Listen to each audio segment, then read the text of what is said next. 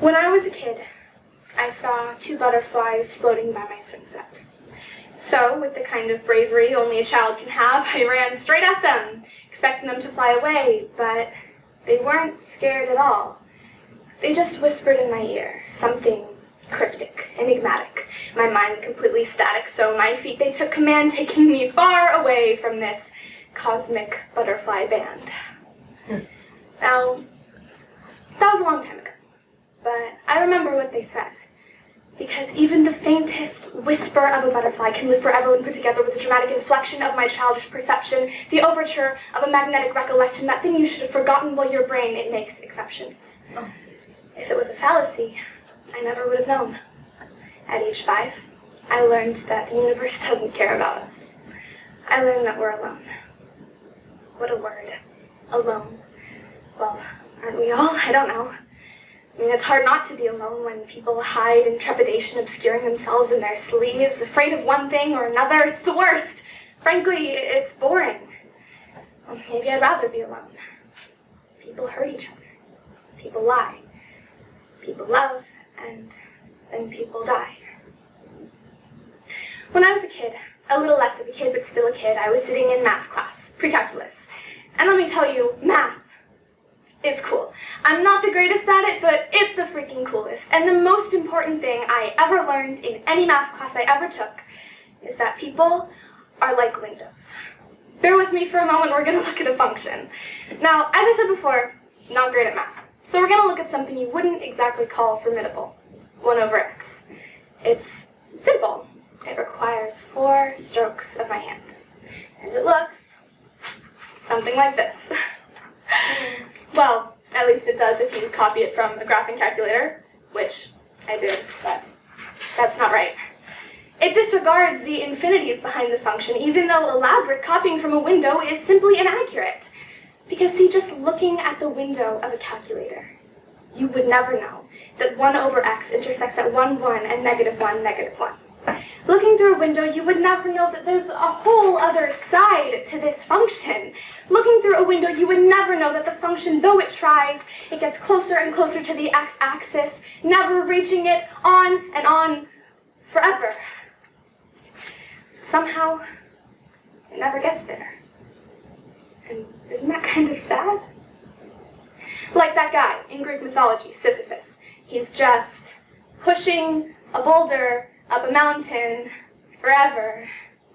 There's no top to that mountain. It just doesn't exist, but he keeps pushing on and on, hoping that one day it'll get there. Closer and closer, every moment, forever. 1 over x, you're never going to get to the x-axis. Stop trying, do something else with your time. Take up knitting, exfoliate. I don't know, I'm not asking you to save the world from crime, just something.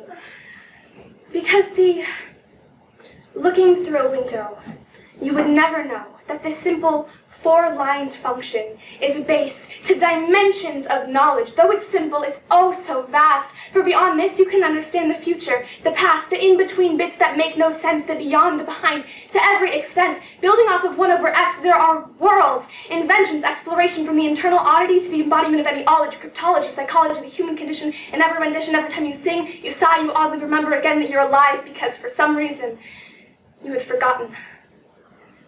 But you look in the mirror and realize again that thou art livest, thou art the envy of the dead. Looking through a window, you would never know that your friend went home and cried that night, even though he said he didn't really care. Looking through a window, you would never know that your friend went... Looking through a window, you would never know that they spend all their time in school because their home is not home. Looking through a window, you would never know that they're always dazed out in class because at an early age, they learn to inhale and forget. Looking through a window, you would never know that she draws poems on her lips and cheeks. She's not vain, she's an artist. Looking through a window, you would never know that he has stars in his eyes too, if only he got the chance to show them. Looking through a window, you would never know that her voice comes out like roses, thorns and all, but they're magical and they bloom from her throat, filling the room just only when she's alone. Looking through a window, there are bounds you cannot see, endlessness, consciousness, an infinity of beauty, untouched, unviewed, because we see with our eyes, but we must see with our minds. And to whom it may concern, I'm sorry. It's easy to speak without thinking, regardless of intention. Despite orthodox convention, every syllable a lullaby, the times left your mind behind to become to do undone, a concept of times you thought you would shun. We must float in admiration, congratulations, because no sheer sensation, nor concentration, nor extract of any man can possibly be welled by words of literature. You are no book, you are no film, you are no extract, and you are no window. You are so infinite that the second you begin to understand yourself, you change.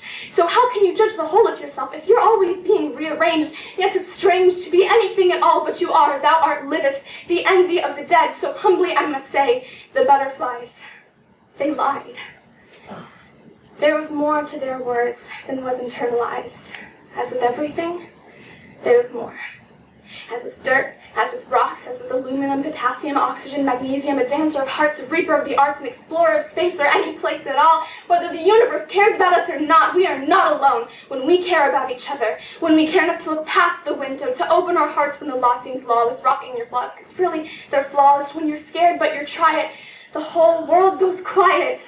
Imagine us, tired of imagining, watching time unraveling, share a piece of ourself with our words-speaking world, shouting volumes, because thou art livest, like whatever God you believe in, know that I believe in you too. For the wallflowers writing their lives in seclusion, the children following some plan in confusion, this grand illusion, just one big scheme, you have a glow in your heart, a requiemic regime, and frankly, sometimes I forget that we're all just here trying our best not to make a mess of things. Right now, always, forever. So, give a hand to the cosmic butterfly band. Sit back, travel through time, take a deep breath, relax and rewind. Look at the world, see with your mind things that are, things that aren't, all the notes intertwined. Whenever they float, they drop, they sing, and you suddenly remember that you are not alone. Somehow, you've forgotten that all along, you never have been.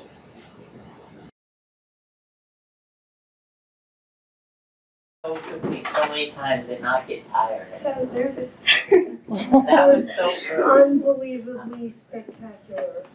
I want to add this real quick. I love your like you could really feel the emotion throughout it all. Like you went super fast at one part, and then you just like slowed down, calmed down, your voice was down, your voice was up. It was amazing. Wow. Are you an actor? Yeah. Oh my God, Broadway. Carolani, Go to that was Broadway. just unbelievably beautiful. It was unbelievably beautiful. Caroline, go ahead.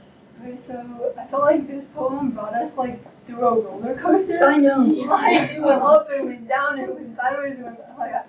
So I watched you practice it in the hallway, and I felt like today you really like brought your everything into it. Like the performance had so much just heart in it, and I don't know, it was just like goosebumps and like I don't know, like soul shaking. It was just I loved it a lot. Yeah. Jasmine, do you want to help people?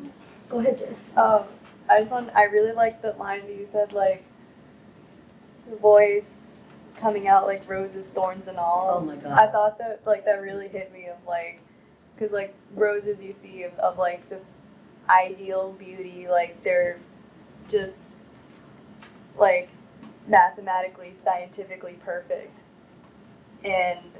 But they still have thorns, and, like, voice is the same way. I just really like that. And also talking about math is cool.